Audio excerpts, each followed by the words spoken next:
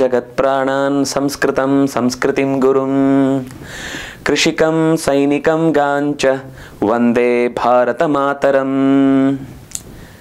ಜನಮೇಜಯನ ಯಾಗ ಸಿದ್ಧಗೊಂಡು ಸರ್ಪಗಳ ಆಹುತಿ ನಿರಂತರ ಮಾರಣ ಹೋಮದ ರೀತಿಯಲ್ಲಿ ನಡೀತಾ ಇದ್ದಾಗ ಅಲ್ಲಿಗೆ ಬಂದ ಒಬ್ಬ ಹುಡುಗ ಆಸ್ತಿಕ ತಡೆದ. ಹೀಗೆ ತಡೆದು ನಿಲ್ಲಿಸಿದಾಗ ಮತ್ತೆ ಪ್ರಶ್ನೆ ಬಂತು, ಯಾರಿವನು, ಎಲ್ಲಿಂದ ಬಂದ, ಹೇಗೆ ಬಂದ? ಶೌನಕರಿಗೆ ಈ ಪ್ರಶ್ನೆ ಬಂದಾಗ ಸೂತ ಪುರಾಣಿಕರು ಹೇಳುತ್ತಾರೆ, ಇದು ನಿನ್ನದೇ ಪೂರ್ವದ ಕಥೆ, ನಿನ್ನದೇ ಭೃಗುವಂಶದ ಸಂಬಂಧ ಈ ಕಥೆಯಲ್ಲಿದೆ. ಹಿಂದೊಬ್ಬ ಭೃಗು ಮಹರ್ಷಿಗೆ ಪುಲೋಮ ಅನ್ನುವ ಹೆಣ್ಣಿನಲ್ಲಿ ಹುಟ್ಟಿದ ಚವನನ ಚಿಂತನೆಯನ್ನು ಒಂದು ಕ್ಷಣ ನಾವು ನೆನಪಿಸ್ಕೊಳ್ಬೇಕು.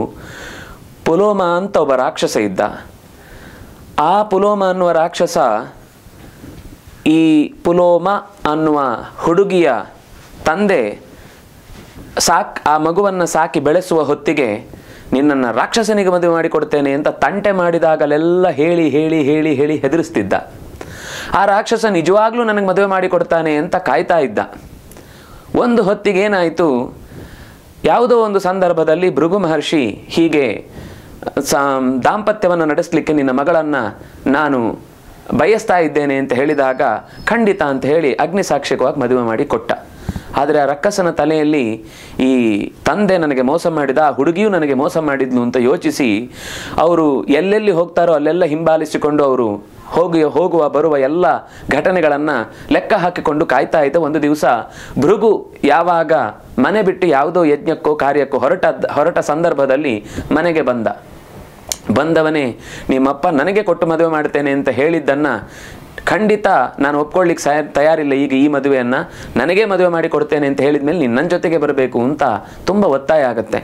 ಅಲ್ಲಿಯ ಮನೆಯ ಉಳಿದ ಎಲ್ಲರಿಗೂ ಕೂಡ ಗಾಬರಿ ಆಗಿಬಿಡುತ್ತೆ. ಆ ಮನೆಯಲ್ಲಿದ್ದಂತಹ ಅಗ್ನಿಸಾಕ್ಷಿಕವಾದಂತಹ ಏನು ಯಜ್ಞ ಯಾಗಾದಿಗಳೆಲ್ಲ ನಡೀತಾ ಇತ್ತೋ ಅದರ ಪ್ರಕಾರ ನಾನು ಭೃಗುವಿನ ಹೆಂಡತಿ ಅಂತ ಅಗ್ನಿಯ ಮುಂದೆ ನಿಂತವಳು ಹೇಳ್ತಾ ಇದ್ರು ಕೂಡ ಅವನು ಅದನ್ನು ಸ್ವಲ್ಪವೂ ಕಿವಿಗೆ ಹಾಕಿಕೊಳ್ಳುವುದಿಲ್ಲ. ಅಗ್ನಿಯೂ ಸ್ವತಃ ಮೂರ್ತ ರೂಪನಾಗಿ ಬಂದು ಎಚ್ಚರಿಸ್ತಾನೆ, ನೀನು ಮಾಡ್ತಾ ಇರೋದು ತಪ್ಪು ಅಂತ ಹೇಳುವ ರೀತಿಯಲ್ಲಿ ಅವನಿಗೆ ಅರ್ಥ ಮಾಡಿಸುವ ಮುನ್ನ ಅವನ ಲಾಜಿಕ್ ಬೇರೆನೆ. ನನಗೆ ಕೊಡ್ತೇನೆ ಅಂತ ಹೇಳಿದ ಮೇಲೆ ಇನ್ನೊಬ್ರಿಗೆ ಕೊಟ್ಟದ್ದೇ ತಪ್ಪು. ನಿನ್ನ ಪ್ರಕಾರ ಕೊಟ್ಟಿರ್ಬೋದು, ನಿನ್ನ ಕೈಯಲ್ಲಿ ನೀನು ಸಾಕ್ಷಿಯಾಗಿ ಹೇಳಿದ್ದನ್ನು ಇರಬಹುದು, ಯಾಕೆಂದರೆ ನಾನು ಅದನ್ನು ಒಪ್ಕೊಳ್ತೇನೆ. ಆದರೆ ಈಗ ಇವಳು ನನ್ನವಳು, ಯಾಕೆಂದರೆ ನಾನು ಹುಟ್ಟುವಾಗ ನನ್ನ ಹೆಸರು ಪುಲೋಮ ಅಂತಿದೆ, ಇವಳ ಹೆಸರು ಪುಲೋಮ ಅಂತಿದೆ. ನಮ್ಮನ್ನು ಇಡೀ ಬೇಕು ಅಂತಾನೆ ಜಗತ್ತೇ ಒಟ್ಟು ಮಾಡಿದ್ದನ್ನು ಇವ್ರು ಯಾರು ಬೇರೆ ಮಾಡಲಿಕ್ಕೆ ಅಂತ ಹೀಗೆ ವಿಚಿತ್ರವಾದ ತನ್ನದೇ ಅಪೇಕ್ಷೆಯ ವಾದಗಳನ್ನು ಗಟ್ಟಿಗೊಳಿಸುತ್ತಾ ಆಕೆಯನ್ನು ದರದರನೆ ಕೈ ಹಿಡಿದು ಎಳೆದುಕೊಂಡು ಹೋಗುವಾಗ ಅವಳ ಹೊಟ್ಟೆಯಲ್ಲಿದ್ದ ಆ ಮಗು ತುಂಬ ವೇದನೆ ಪಟ್ಟಿತು. ನನ್ನ ಅಮ್ಮ ನನ್ನ ಎಷ್ಟು ವಿನಾಶಕಾರಿಯಾದ ರೀತಿಯಲ್ಲಿ ನಡೆಸ್ಕೊಳ್ತಾ ಇದ್ದಾನೆ ಅಂತ ಯೋಚಿಸಿ ತಕ್ಷಣದಲ್ಲಿ ತೊಡೆಜಾರಿ ಹುಟ್ಟಿ ಬಂದ ಮಗು ತನ್ನ ಬೆಳಕಿನಿಂದಲೇ ಆ ಪುಲೋಮ ರಾಕ್ಷಸನನ್ನು ಕೊಂದು ಹಾಕಿತು. ಹಾಗಾಗಿ ಅವನ ಹೆಸರೇ ಚ್ಯವನ ಜಾರಿ ಬಿದ್ದವ ಅಂತ.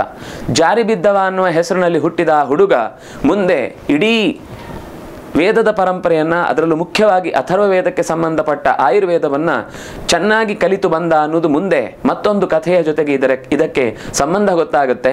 ಹಾಗೆ ಚ್ಯವನನ ಪರಂಪರೆಯಲ್ಲಿ ಬಂದವನೇ ನೀನು.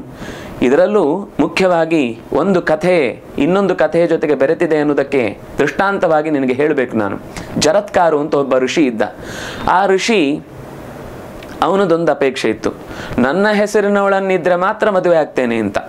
ಅದಕ್ಕಿಂತ ಮುಂಚೆ ಅವನು ತಪಸ್ಸು ಮಾಡಿ ಎಲ್ಲ ಆಗಿ ಅವನು ಮೇಲಿನ ಲೋಕಗಳಿಗೆ ಹೋಗಬೇಕಿತ್ತು. ಆದರೆ ಅವಕಾಶ ಕೊಡಲಿಲ್ಲ ಅವನಿಗೆ. ಯಾಕೆ ಅಂದರೆ ನೀನೇನು ಕಲಿತಿದ್ದೀಯೋ ಅದನ್ನು ನಿನ್ನಲ್ಲೇ ಇಟ್ಟುಕೊಂಡು ಬರುವುದಕ್ಕೆ ಅವಕಾಶ ಇಲ್ಲ.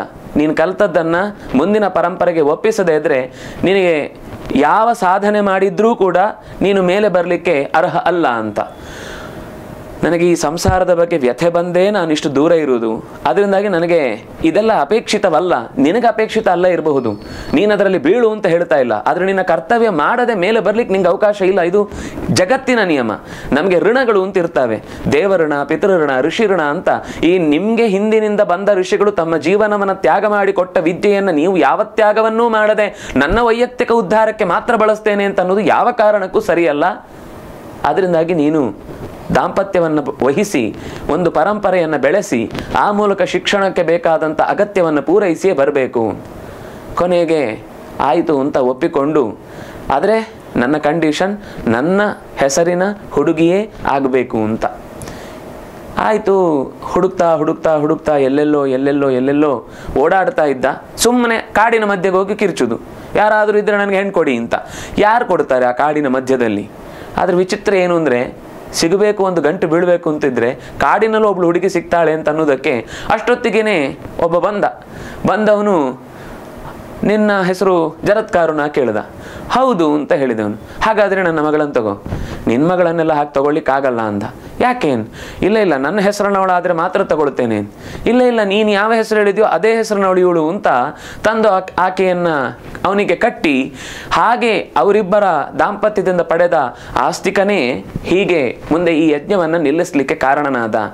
ಸರಿ, ಇವಳೆಲ್ಲಿಂದ ಬಂದ್ಲು? ಇವಳು ಯಾರು? ಯಾಕೆ ಈ ಪ್ರಸಂಗ ಇದ್ದಕ್ಕಿದ್ದಾಗೆ ಎಲ್ಲಿಂದ ಬಂತು ಅಂತ ಮತ್ತೆ ಸೂತ ಪುರಾಣಿಕರ ಹತ್ರ ಶೌನಕರು ಆ ಪ್ರಶ್ನೆಯನ್ನು ಕೇಳುತ್ತಾರೆ.